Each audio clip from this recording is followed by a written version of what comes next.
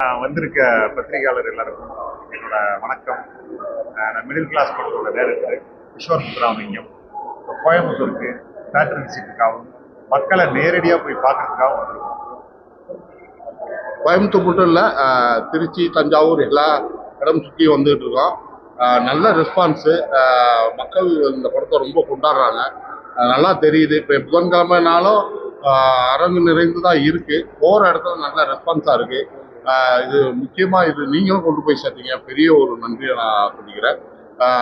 இன்னும் இது மக்கள் இன்னும் கொஞ்சம் வந்தாங்க அப்படின்னா இன்னும் நல்லா இருக்குது. இதுவரையும் வந்துக்கிட்டு இருக்காங்க. இன்னும் நிறையா பேர் பார்த்தாங்கன்னா, ஏன்னா இது ஓடிடியில் பார்க்கலாம் அப்படின்னு ஒரு கணக்கில் இருப்பாங்க. இது ஓடிடியில் பார்க்கக்கூடிய படம் இல்லை. ஏன் அப்படின்னா நம்ம வீட்டில் உட்காந்து நம்ம பார்க்கும்போது அட்லீஸ்ட் உள்ள கிச்சனில் வேலை இருக்கோ இல்லை அப்படின்னா நம்ம பாஸ் பண்ணிட்டு தான் போய் வேலையை பார்த்துட்டு வர்ற சூழ்நிலை இருக்கும்.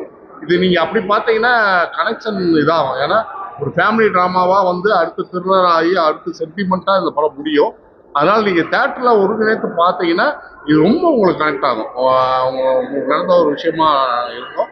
நீங்கள் தேட்டரில் வந்து பார்க்குறது ரொம்ப நல்லது. நீங்கள் பாருங்கள், தேட்டரில் வந்து பார்த்தீங்கன்னா ரொம்ப நல்லாயிருக்கும். பார்த்து நீங்கள் எங்களுக்கு ஒரு ஆதரவு கொடுங்க. இது எத்தனாவது படம்?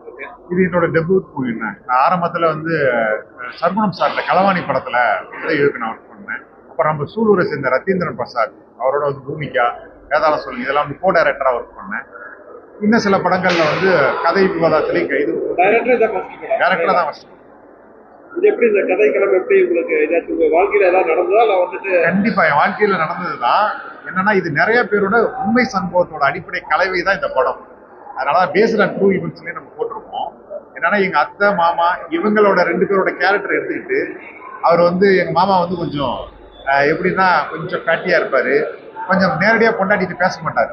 கொஞ்சம் ஏதாவது முனவி பேசுற ஒரு கேரக்டரா இருப்பாங்க. எங்க அத்தை வந்து ரொம்ப சீருவாங்க. இந்த 2 கேரக்டர் டிசைனை வச்சுக்கிட்டு தான் அதுலேருந்து கதையை ஆரம்பிச்சு வேற ஒரு விஷயம் நடந்தது. நம்ம லைஃப்ல ஏதாவது எங்கேயோ ஒன்று மிஸ் பண்ணிடுவோம். அது நம்மளை சுற்றி தான் இருக்கும், நம்மளால கண்டுபிடிக்க முடியாது. இது 2ஐயும் ஒன்னா சேர்ந்த ஒரு கதை தான் இது. மன்னார்குடி போயிருந்தான் இவர் சொந்த ஊருக்கு. அவங்க அத்தையெல்லாம் வந்திருந்தாங்க. அவங்க பேரை கூட சொல்லி கூப்பிடல. இந்த கேரக்டர் பேரை தலைவா இவங்க தான் அன்புகாடி, இவங்க தான் கார்ல் மார்க்ஸ் அப்படின்ட்டாரு.